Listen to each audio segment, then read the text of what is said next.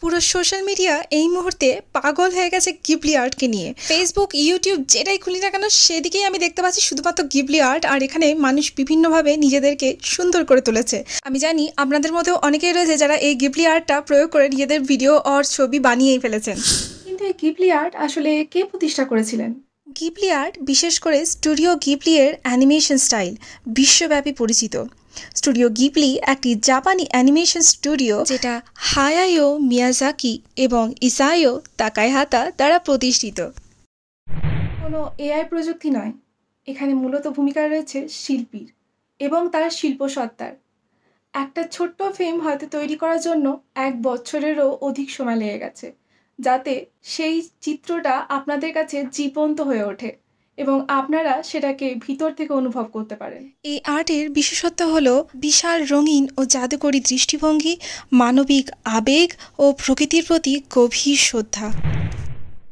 Open AI recently Ghibli আর্টের একটা feature launch করেছেন, আর তার সাথেই মানুষ নিজের ফটোগুলোকে চ্যাটজিপিটি বা টুইটারে আপলোড করে গিবলি ফর্মে চেঞ্জ করে ফেলছেন।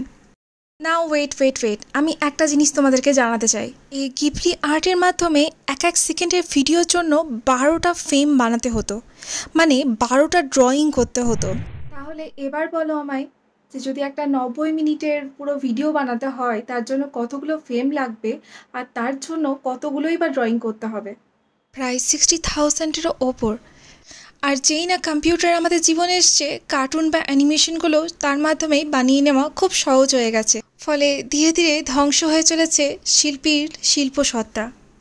কিন্তু কিছু মানুষ তখনও ছিল যারা ট্র্যাডিশনাল ধাঁচটাকে নিজেদের মধ্যে রাখতে চেয়েছিলেন, আর তার মধ্যে একটা হলো স্টুডিও গিবলি, যাদের ধারণা হলো আর্ট পার্সোনাল হওয়া উচিত, যার মধ্যে মানুষের ন্যায় কিছু ত্রুটিও থাকবে।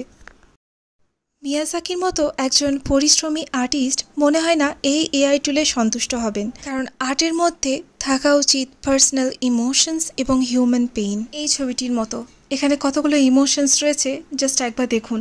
এবার আসি অ্যাওয়ার্ডের কথায়। হায়াও মিয়াজাকি তার স্পিরিটেড অ্যাওয়ে অ্যানিমেটেড ফিল্মের জন্য অনেক কিছু অ্যাওয়ার্ড পান, তার মধ্যে রয়েছে গোল্ডেন বিয়ার অ্যাওয়ার্ড, আর তার সাথেই অস্কারও। নেক্সট ফিল্ম যেটা আরও বেশি অ্যাওয়ার্ড পেয়েছে সেটা হচ্ছে দ্য বয় অ্যান্ড দ্য হিরন। এর সাথে তিনি আরও অনেক অ্যানিমেটেড ফিল্ম বানিয়েছেন, যার মধ্যে রয়েছে মাই নেইবার টোরোটো, প্রিন্সেস মোনোনক। সোশ্যাল মিডিয়ায় বেশ পুরনো হলেও মিয়াজাকির একটি উক্তি চারিদিকে ছড়িয়ে চলেছে, আর সেটা হলো এআইকে নিয়ে। তিনি বলেছিলেন, this is an insult to life. ধরে নাও তুমিও কোনো আর্ট ফর্মে আছো, একজন মেকআপ আর্টিস্ট, একজন আর্টিস্ট, একজন ড্রয়িং করে বা সিঙ্গিং করে বা কোনো একটা কিছু। এখন তো গানও এআই এর মাধ্যমে বিভিন্ন রকমভাবে এডিট করা হয়ে থাকে। তাহলে সেক্ষেত্রে একবার ভেবে দেখুন, যদি কালকে সবটাই আপনার এআই এর মাধ্যমে হয়ে যায়, আপনার প্রয়োজনীয়তা কোথায় থাকবে? আজকে অফিসে যেখানে আপনি প্রতিদিন যাচ্ছেন এবং আপনার কাজ করে আসছেন, কালকে আপনার জায়গায় যদি একটা রোবটকে বসিয়ে দেওয়া হয় এবং আপনাকে বলা হয় আর আপনাকে লাগবে না, তা কোথায় যাবেন আপনারা? ঠিক সেইভাবেই ভাবুন, এআই কি সত্যি আমাদের জন্য আশীর্বাদ নাকি অভিশাপ?